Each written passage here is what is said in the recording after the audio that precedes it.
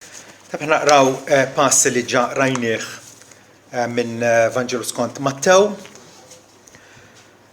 4, vers 23 sa 25. U Ġesu mar idur fil-Galilea kollha, jgħallem fis-sinagogi tagħhom u jipproklama jew ixandar l-Evanġelju tas-Saltna u jikkura kull mart u kull debolizza fost in-nies. U rapport dwaru nfirex mas-Sirja kollha u ġabulu l dawk kollha li kellhom xi invalidità, afflitti minn mart u ġihad varji u l-indemonjati u l-epilettiċi u l-paralitiċi u kurom. U segwew folol kbar mill-Galilea u id-Dekapoli u Ġerusalem u l-Ġudea u r-reġjun lin bil-Ġurdan. Grazzi Missier Eternalla tal inti jogħġbok tatina il-fudnejna l-bxara tajba dwar ibnek Ġesu Kristu, il-mibgħut tiegħek dak li inti unzjonajt bl-Ispirtu Santu sabiex iwettaq missjoni li hu biss kien kapaċi iwettaq. Li ksbilna salvazzjoni eterna, illi ħabbibna miegħek. Nirringrazzjawk Missier tal-li nistgħu issa nħarsu lilin mill-13 u 10 snin assenjati lilna fuq l-art. Nistgħu nħarsu l-qudiem għal wirt merfuħ fis-sema għalina, wirt li ma jitħassarx, ma jittebbax u lanqas jgħib. Da kollu minħabba il-medjazzjoni unika ta' ibnek Ġesu Kristu. Grazzi Missier tal-li inti ftaħtilna għajnejna biex naraw il-kompetenza tiegħu kif hu għamel tpattija sħiħa fuq is-salib ħalli aħna nkunu imħabbin miegħek. Ħalli flok saħta inti tinkurunana bil-barka tiegħek. Ħalli flok kundanna inti tiġġustifikana, tilliberana minn kull tija. U nitolbuk għalhekk mulej biex kif aħna nisimgħu kemmtek mxandra li natina li nilqawha, nożżuha u fuq kollox inħaddmuha minn ġurnata l-oħra. Għal-ġu l-glorja ta' ibnek Ġesu. Amen.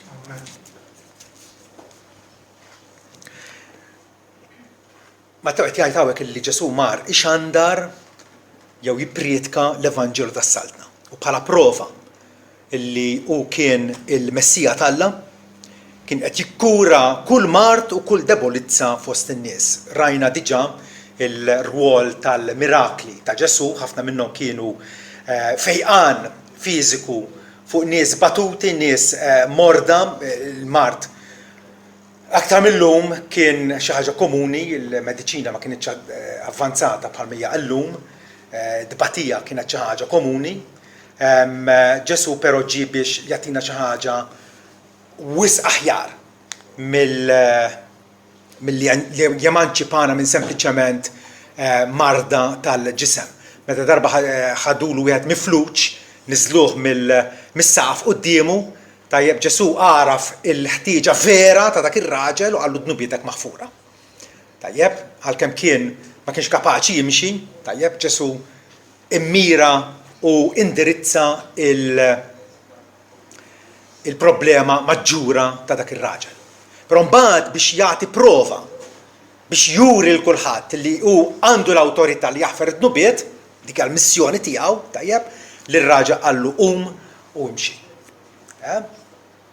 U allura hawnhekk naraw kull darba il-tagħlim, il-xandir tal-Vanġelu kif ukoll il-twettiq ta' diversi mirakli. Matul ministeru tiegħu Ġesu nieda il-Vanġelu tas-Saltna. Għalkemm kien għadu ma mietx fuq is-salib, però il-ministeru tiegħu kien dejjem qiegħed jimmira u dejjem miexi b'mod inevitabbli lejn is-salib. Ministeru qasir ta' 3 snin tajjeb illi kellu jilħaq il-climax tiegħu fuq il-Golgota. Ġesu tkellem sikwit dwar is-sija tiegħi. Is-sija tiegħi għadha ma waslitx. Però lejn l-aħħar imbagħad beda jgħid waslet is-sija. Missier glorifika lill-ismek glorifika l-ibnek biex ibnek ukoll jigglorifikak. Temmejt ix-xogħol li inti tajtni biex nagħmel. Ġesu nieda l-Vanġelu tas-Saltna bħalma wkoll bagħat lill-apostli tiegħu biex jagħmlu l-istess ħaġa, biex ikomplu ixandru issa mhux biss f'Iżrael imma lilin minn Iżrael l-istess Vanġelu tas-Saltna. U hekk għamlu l-apostli matul il-ktieb tal-Atti, il-ktieb storiku illi Alla tagħna biex jurina kif bdiet tinfirex il-Saltna Talla mad-dinja kollha. Tajb naqraw li pereżempju Pawlu jgħid lill-presbiteri ta' Efesu illi issa ara jiena naf li intom il-koll fostkom jiena għaddejt inxandar is-Saltna Talla. U mintomx se taraw iċ-ċiżjed. X'kien qed jagħmel f'Efesu għal dak is-sentejn li qagħed hemmhekk ixandar is-Saltna Talla. L-istess bħalma għamel Sidna Ġesu. U l-ktieb jagħlaq bl-istess Apostlu Pawlu issa qiegħed Ruma tajjeb u jinsab f'din id-dar mikrija u hemmhekk baqa' sentejn jilqal dawk kollha li kienu jmorru għandu billi kien ixandar is-Saltna Talla. U jgħallem il-ħwejjeġ dwar il-mulej Ġesu Kristu bla biża' u bla ħadd ma jżommu. Alla issa irrid li s-Saltna Talla tibqa' tixxandar. Din hija il-missjoni tagħna li diġà minna u diġà aħna introdotti fis-Saltna Talla. Fejn u kif teżisti Saltna Talla? Għal Ġesu s-Saltna hija preżenti. Darba lill-istess Farizej li kienu qed jopponuh, Ġesu qal is-Saltna Talla tinsab fostkom.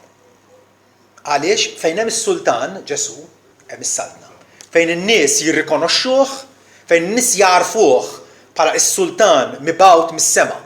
Tajjeb biex jipproteġina mill-edewa tagħna u jordnalna kif għandna ngħixu ħajjitna hemm tinsab is-Saltna Talla. Għal Ġesu s-Saltna hija preżenti mhux fejn Alla huwa sempliċement suprem, għax dan huwa minnu f'kull żmien u f'kull ċirkostanza, imma fejn Alla b'mod sopranaturali iwassal is-supremazija tiegħu lil bnedmin illi jirrikonoxxuh mill-qalb. Fejn tinsab is-Saltna Talla? F'dawk in-nies illi jirrikonoxxu lil Alla il-ħalliq tagħhom mill-qalb. Is-Saltna servi bħala l-fokus tal-għan Talla għall-istorja dinjija. Ġesu ddikjara li se jeżerċita dritt irjali u s-sovranità suprema tiegħu billi jaħkem fuq ħajjet in-nies. Hemm tinsab is-Saltna Talla.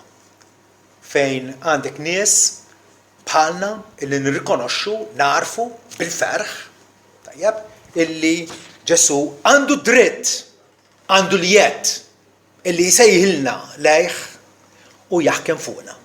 F'kull qasam ta' ħajjitna, fil-moħħ tagħna, fil-kuxjenza tagħna, fl-emil tagħna, fid-diskors tagħna. Saltna jew ħakma irjali fuq il-persuna kollha tagħna. Xi ħaġa li l-profeti mill-antik kienu ħabbruha. Eżajija wieħed minnhom f'kapitlu 9 tal-ktieb tiegħu jgħid għax tweldilna tifel ingħatalna iben u s-seta tkun fuq spallejh. U jissemma ismu Kunsulier tal-Aġeb, Alla qawwi, missier għal dejjem il-Prinċep tal-Paċi.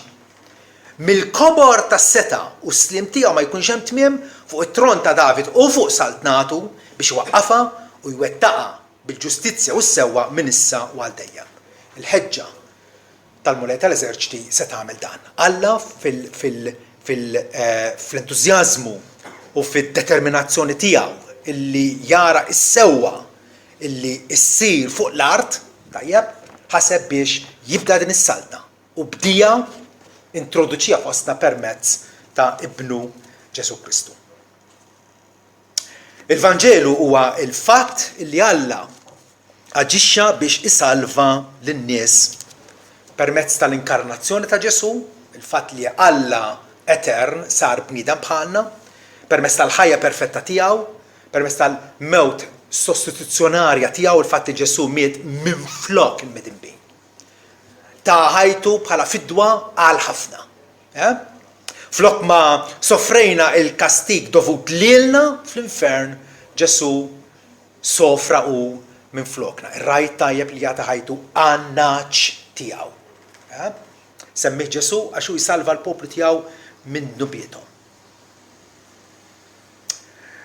Alla jsalvana supremament bil-qawmin glorjus ta' ibnu Ġesu Kristu għax kieku Kristu baqa ma qamx minn bell-imwiet, Pawlu jgħidilna l-fidi tagħkom hija firħa ma tiswa xejn intom għadkom fit-tnubietkom. Immissa Kristu qam minn bell-imwiet u sar l-ewwel frott ta' dawk li raqdu.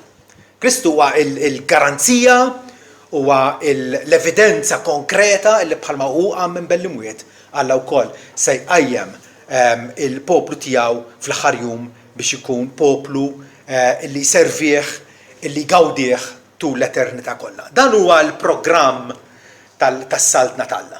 U aħna inklużi fih. Ġesu meta ħareġ biex ixandar mill-ewwel iddikjara, mill-ewwel għamilha ovvja illi hu dan il-Messija il-mwiet miż-żernieq tal-umanità.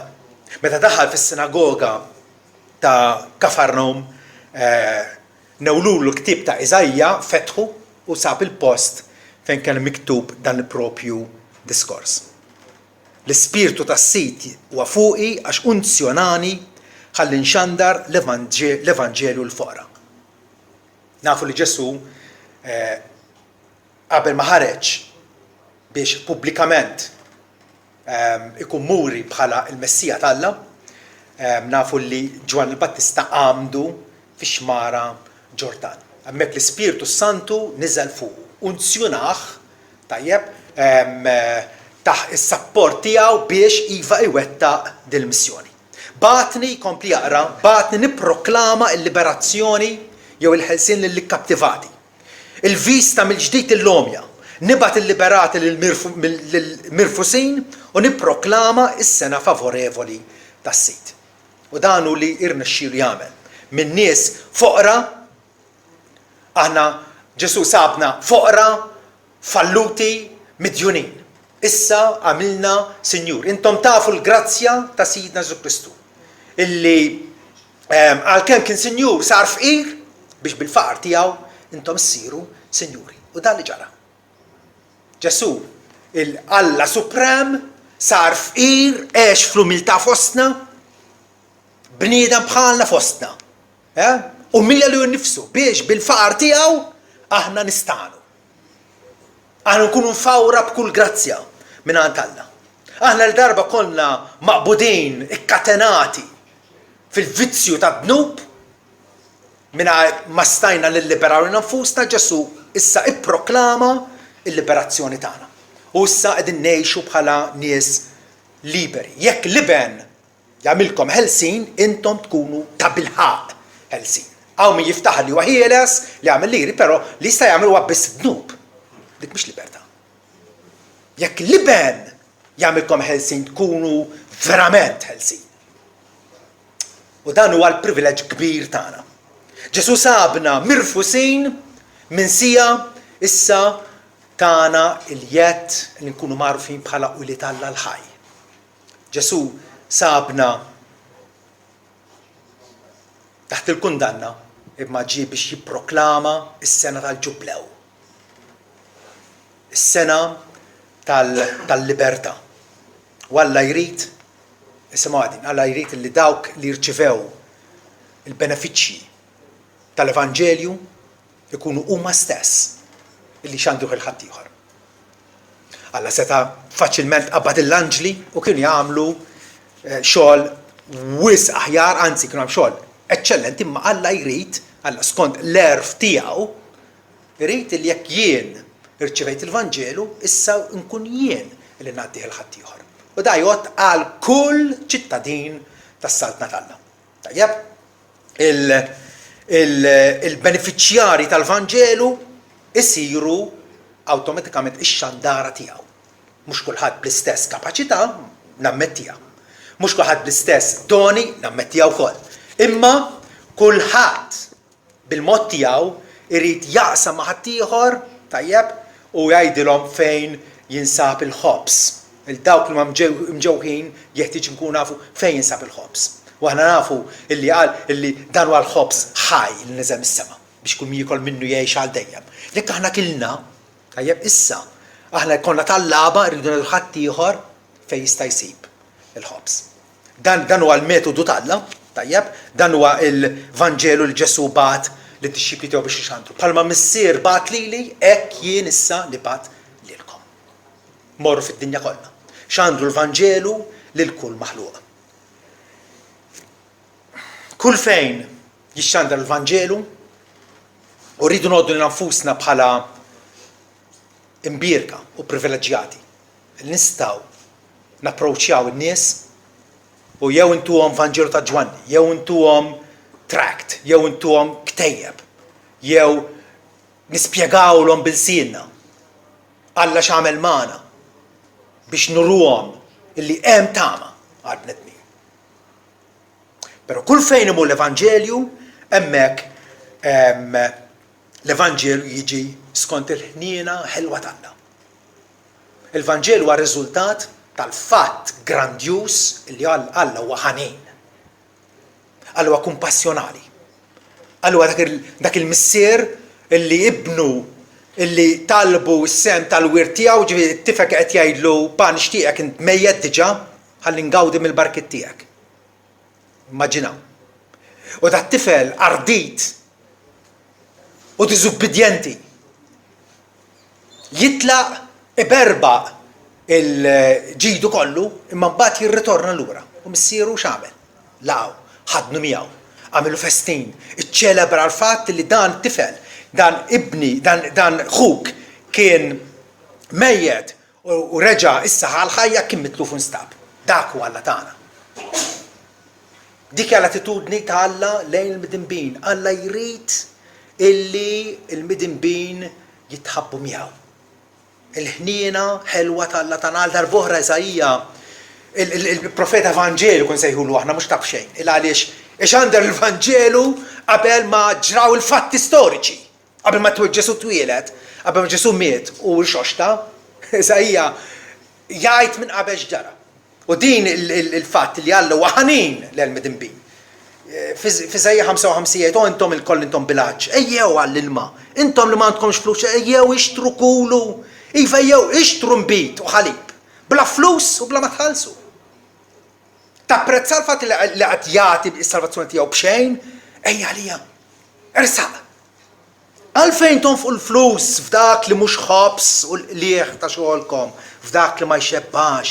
Għalfejn qed taħlu ħajjitkom qed jgħid. Għalfejn intom x'tindunaw. Isimgħu sewwa lili u kulu minn dak li hu tajjeb u ħalli ruħkom titenna bil-benna. Mejlu idintkom u ejjew għandi, isimgħu ruħkom tgħix u jien nagħmel rabta jew nagħmel patt għal dejjem magħkom inxerret fuqkom il-grazzi stabbli imwedin lil David. X'wedu Alla l-David illi mid-discendenti tiegħu ħajkun hemm wieħed li jkun isħaltan fuq it-tron tiegħu għal dejjem.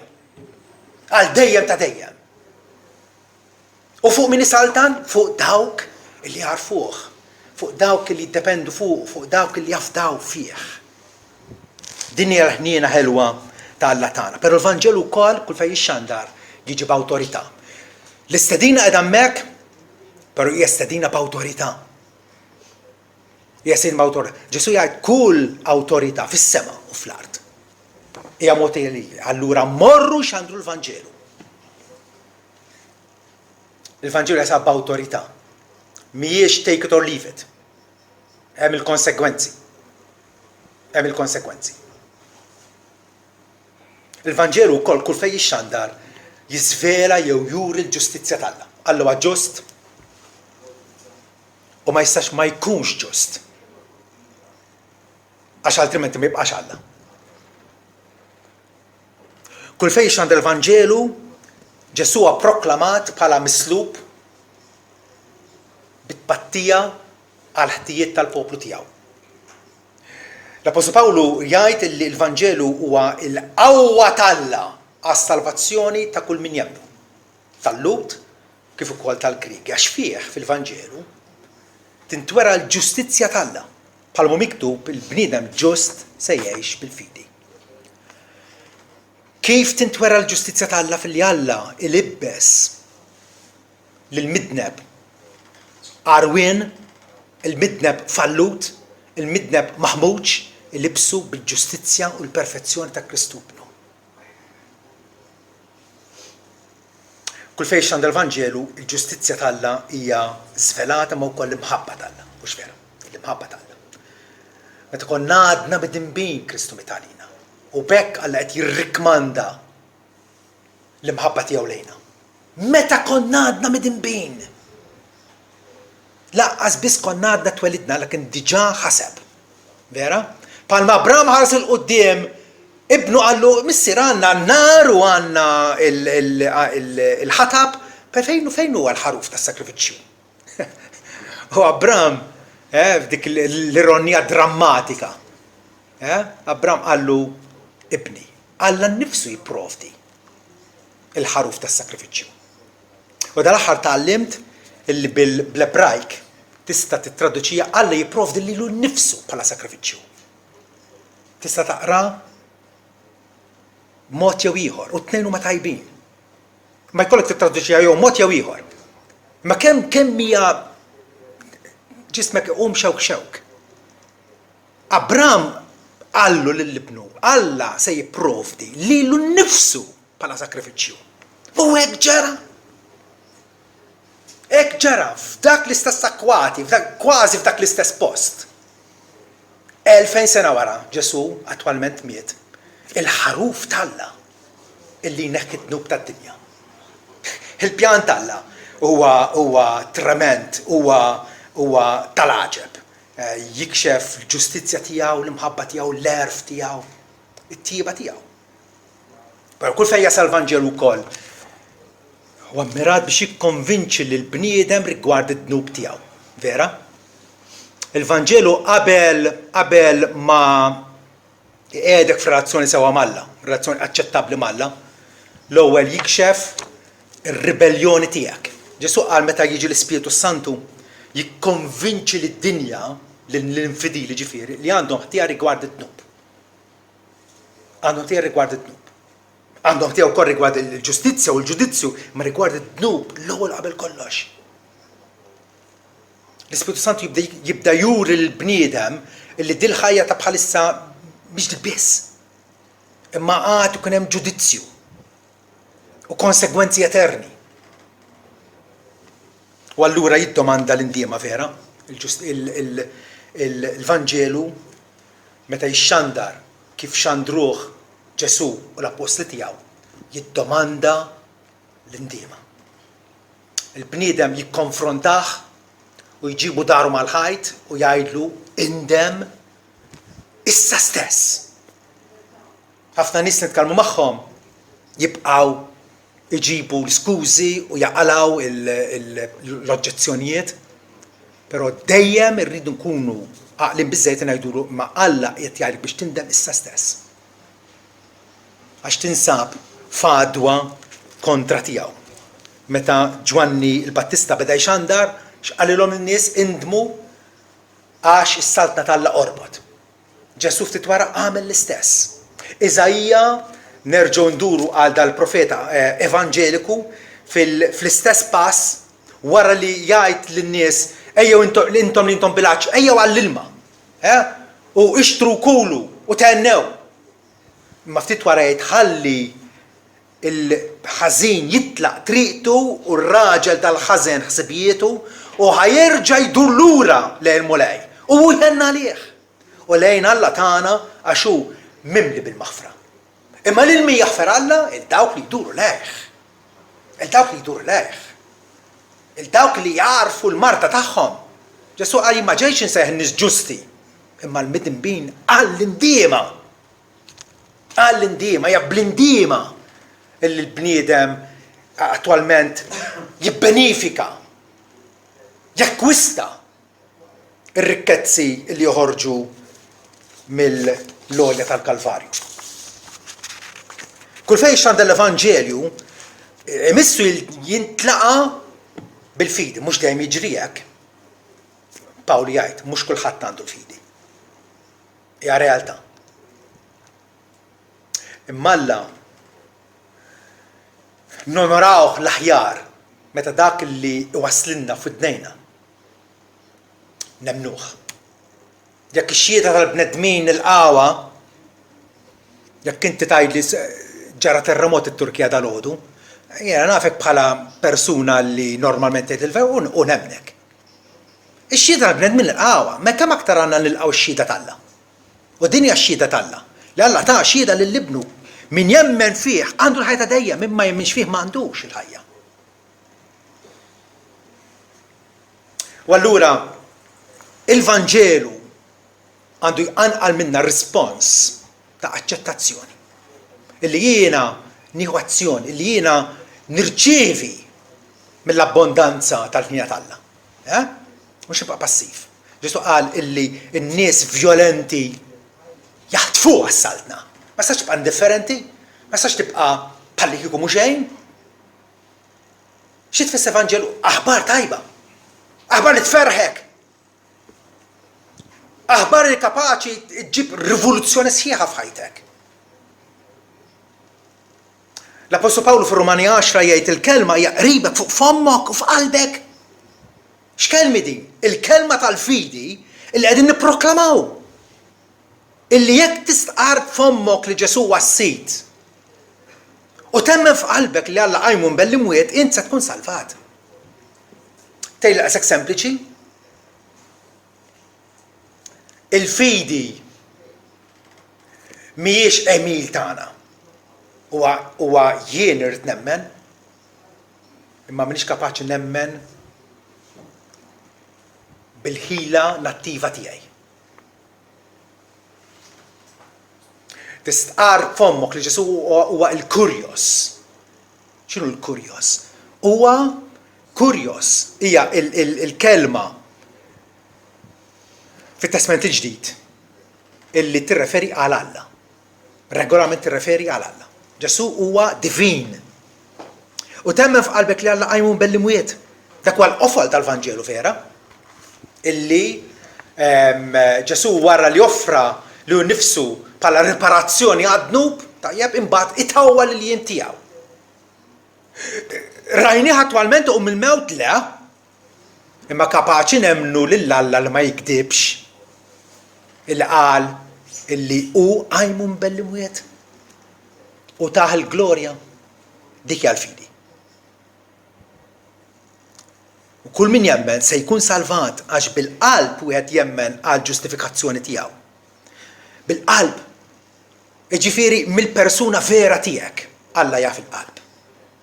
Aħna nistgħu nitqu b'xulxin u nirreċtaw quddiem xulxin, imma intix verament qed tafda f'Ġesu minn qalbek Alla jaf.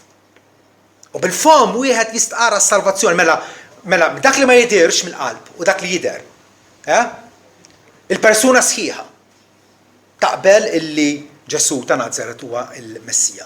Għax l-Iskrittura tgħid kull min jafda fih ma jkunx diżappuntat. Kemm hawn nies li jafdaw f'reliġjonijiet oħra vera, u mbagħad jgħidu buq m'hemm xejn, x'intasa ma ssib xejn. Imma ebda bniedem li verament mara Ġesu aktar tard reġa' bdielu. Ħanerġa' ngħidha. Ebda bniedem li verament u ġenwinament irrikorra lejn Ġesu ta' Nazaret kif imxandar fl-Iskrittura u wara reġa' bdielu. Ħadd. Għaliex Ġesu qal daw kollha li tagħmel il-missier jiġu għandi u min jiġi għandi jien ma nkeċċiex il-barra. Hekk ġara miegħi, hekk ġara miegħek, l-Iskrittura tgħid il-verità. M'hemmx distinzjoni bejn Ludu u Grek għax l-istess sit u sit kulħadd. Sinjur lejn daw kollha li jinvokaw l-ismi. Illi inti bqalb niedma terfa' leħnek naqsama tgħid mulej, ħenna lija. Mhux hekk għamel pubblikan fit-tempju, vera? Wieħed beda jiftaħar miegħu nnifsu Alla jiena, nirringrazzjak illi minix bħal midinbin l-oħra jiena nsum darbtejn fil-ġimgħa u nagħti lexhom kol ma niddobba u minix adulteru, minix imbroljun, minix ħalliel u l-ieħor beda jħabbat beda fuq sidru. Waqqas biss kellu l-kuraġġ jolli għajneħ les-sema ma qallu Alla kun pjetus kun ħanin miegħi il-midneb. Ġesu qal dak kien ġustifikat quddiem Alla. Dak niżel daru ġustifikat, niżel daru maħfur. Għaliex, għax ma fdax fih innifsu, għafda fi Kristu. Allu huwa Sinjur l-daw kollha li jinvokaw, għax kulħadd, kwalunkwe, illi jinvoka isem is-sit għadu kun salvat. Il-fidi kif għadd hija għotja minn Alla. Palma Ġesu huwa għotja minn Alla, ħanibbenefikaw minnu bl-istess fidi li Alla jatina. Pawlu fil-Filippin jgħid illi huwa moti lilkom mhux biss illi temnu fih ma wkoll tbatu għalih. Żewġ barkiet. Meta nemnu fi Kristu, meta nbatu għalih huma żewġ barkiet. Imżewġin flimkien, li mmorru flimkien għax il-fidi tagħna f'din id-dinja preżenti twassal għal tbatijiet u dawk it-tbatijiet waslu għal glorja eterna. U Pawlu jgħid tiffissawx fuq it-tbatijiet għax dawk huma għal-ħin qasir.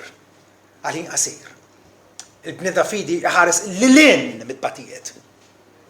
Il-tbatijiet jilqaħħom imma jaf illi l-istorja se tispiċċa gran finali ta' ċelebrazzjoni tal-ħniena tal-lejna. Il-Vanġelu kull fejn jixxandar iġib is-salvazzjoni. Iġib is-salvazzjoni. U dak li għandna bżonn. Ħafna nies huma medija u fissat fuq ħwejjeġ oħra li kieku il-bina kellu jirrealizza x'inhu quddiem Alla. Għandu bżonn ikun salvat. Pawlu jgħid issa mela la darba aħna ġustifikati bil-fidi għandna sliem ma' Alla. U dik hija l-ħaġa essenzjali. Ġustifikat bil-fidi. Jiġifieri Alla jgħodni bħala ġust għax jien qed nafda fi Kristu Ġesu ibnu. Hemm attwalment tingħatali lotja ta' paċi m'Alla. Il-Vanġelu wkoll ġib il-maħfra m'Alla, il-maħfra minn Alla, maħfra, rikonċiljazzjoni m'Alla. Imbierek minn dnubiet huma maħfura u li Alla ma jgħodlux aktar dnub, kiteb David. Pawlu kwotaħ.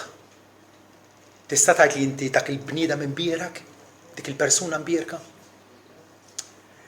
Illi kapaċi tgħid iva, jien għandi issa stess, għandi l-maħfra sħiħa tad-dnubiet. Daqs kemm hu ċert li Kristu miet fuq is-salib għall-maħfra tiegħi, daqshekk ċert jien ukoll li għandi l-maħfra.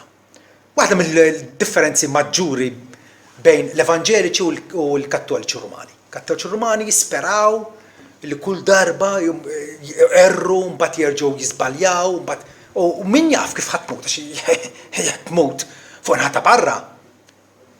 Ħażin, vera, xorta ħadd tintilef. Il-Kristjan mhux hekk.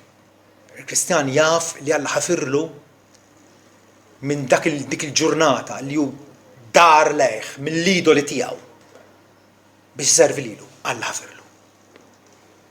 Il-Vanġelu wkoll ġib il-ħajja eterna. Ħajja eterna Ġesu jgħid min jemmen fija għandu il-ħajja eterna. Iva se jkollna ħajja eterna fil-milja tagħha, meta nkunu introdotti fil-preżenza immedjata tal-Alla, però il-ħajja eterna tibda minn issa. F'dawk kollha illi jilqgħu lil Ġesu. Aktar minn hekk il-Vanġelu jġib ħelsien mid-dominju tad-dnub. Dawn kollha barkiet reali illi kull Kristjan igawdihom. Ħelsien mid-dominju tad-dnub. Pawlu Alla bagħat il-Pawlu biex ixandar kif in-nies jistgħu jduru mid-dlam għad-dawl mid-dominju ta' Satana għal Alla. Jispjega wkoll fir-Rumani 6 kif qabel konna nużaw il-membri ta' ġisimna, għajnejna u id-dnejna, idejna saqajna biex nipprattikaw id-dnub, imissa dawk l-istess membri qed nużawhom għas-servizz tagħna. Il-trasformazzjoni li l-Vanġelu jġib hija inkredibbli. Inkredibbli. Il-Vanġelu jittrasforma l-ħajja, l-mentalità tagħna, l-aġir tagħna, d-diskors tagħna. Ovvjament f'dawk li jħadnuh onestament. Dawk li verament jaġixxu bħal dak ir-raġel li kien qed jaħrad fil-għalqa u jsib it-teżor moħbi. Ma pretendijiex din, imma minn dakinhar quddiem Tajjeb, ħal passi kolli meħtieġa biex ħajitlef kollox ma jimpurtax. Imbasta jgawdi t-teżor. Imbasta jekkwista t-teżor. U hekk għamel. Il-Kristjan hekk jagħmel. Il-Kristjan jinvesti kollox, il-preżent, il-futur tiegħu, kull mandu, kull mu, f'Ġesu Kristu Sidna. U jaf mhux ħajkun diżappuntat. Kull min jagħmel fih ma jkunx diżappuntat. Ma jkunx imriex. Wieħed awtur jgħid għejx f'saltnet Alla b'tali mod illi tipprovoka mistoqsijiet li għalihom il-Vanġelu hu tweġiba. Immira fuq il-post tax-xogħol jew ma min tagħmilha ta' kuljum illi tgħix ħajja tant trasparenti, tant skont il-liġi t'Alla, illi n-nies jibdew jistaqsu jgħidu da differenti minnha. Dan għandu xi ħaġa li m'għandix. Immira lejha dik il-ħaġa. Għax hemmhekk tkun vera melħ u dawl għal dinja, altrimenti ikun hemm jekk ma tagħmilx hekk. Ikun hemm il-periklu illi l-melħ jitlef imluħitu. U jekk il-melħ jitlef imluħitu, jekk inti ma sservi għal xejn, jekk inti qed tinġar mal-ħamla, qed tagħmel bħalma jagħmel ħadd ieħor, probabbilment 99.9% m'intix Kristjan.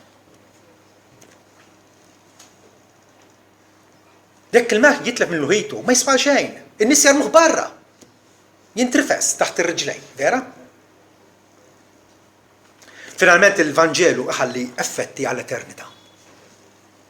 Din Alla semmalna storja, din hija l-istorja tiegħu, l-istorja kif intervina b'mod dirett, bibnu stess, invada d-dinja tagħna, il-ribellat kontra tiegħu, tajjeb, però d-dinja rida lih innifsu. U jrid ikollu poplu għalih innifsu. U l-beffetti għall-eternità. Fina jnissel tama tajba, f'qalb il-kredenti, f'dawk li jemnu, jnissel tama tajba. Jafu li finalment Alla għat jippreżentana qudiemu, Kolossin 1 vers 22, għat jippreżentana qudiemu safja, bla teba, bla ebda makja. Pero għal dawk li jisimaw u jdawru darhom lejn Ġesu Kristu. Inevitabilment il-Vanġelu mbagħad iġib kundanna u mewt eterna għal dawk li jirrifjutawh. Hemm il-konsegwenzi. U lin-nies jridu ngħidulhom li hemm il-konsegwenzi iva. Hemm il-konsegwenzi. Pawlu qal aħna kull fejn immorru inħallu fwieħa jew rieħa warajna. 2 Korintin vers kapitlu 2. Isimgħu. Aħna l-Alla fwieħa ħelwa ta' Kristu fost dawk li salvaw u fost dawk li jintilfu. Għal dawn li qegħdin tilfu ġifieri. Aħna l-fwieħa tal-mewt għal-mewt. Għaliex? U di tiġrilek. Xi ħadd li xandallu l-Vanġelu. U jirrifjutah. Int issir tinten fim nifsejħ. Mhux għax int ma għamiltu xejn. Il-Vanġelu isir riħa pesma. Għax jaf li dak il-Vanġelu li hu qed jirrifjuta għad jikkundannah eternament. U għal dawk illi jaċċettaw il-Vanġelu, aħna l-fwieħa tal-ħajja għal-ħajja. Kif tħares dawk in-nies illi xandulok l-Evanġelu l darba? Bliema gratitudni fil-qalb, vera? Tingrazzja l-Alla. U tgħidu mur, grazzi tal-li bat lil dak, jew l-oħra. Pawlu jgħid minnu suffiċenti għal dal-ħwejjeġ. Jiġifieri meta tirrealizza l-importanza tax-xogħol tal-Ministeru li Alla ta' lil kull waħda minnha. Minnu suffiċenti. Alla jagħmilna suffiċenti. Alla jagħtina l-qawwa, jagħtina l-kuraġġ, jagħtina l-lubija. Biex dawk ta' barra avolja joboduna. Imma rridu ngħidulhom li ġej il-ġudizzju. Però tista' tiskappa minn dal-ġudizzju. Kif? Billi tirrikorri anzi Ġesu li diġà ħa il-kundanna ta' Alla fuq innifsu biex aħna nkunu meħlusna. William Law jgħid jekk ma tkunx għażilt saltnet Alla l-ewwel, fl-aħħar ma tagħmel ebda differenza xi tkun għażilt minflokha. Jekk ma tagħżilx is-saltnet Alla l-ewwel, u Ġesu qal fittxu l-ewwel is-saltnet Alla u l-għajxin ġust tiegħu. U l-affarijiet l-oħra jiżdidulkom, ma jimpurtax, tinkwetawx. Ma jekk ma tkunx għażilt is-saltnet Alla l-ewwel, fl-aħħar mill-aħħar ma tagħmel ebda differenza jekk tkun għażilt li ssir sinjur jew famuż jew popolari jew li tkun b'saħħtek, il-bniedem jażel. Però qatt ma nistgħu ninsew x'qal Mosè lill-poplu qabel ma miet. Meta Alla permissu qalhom jien qed impoġġi qudiemkom il-ħajja u l-mewt. Għażlu l-ħajja biex tgħixu.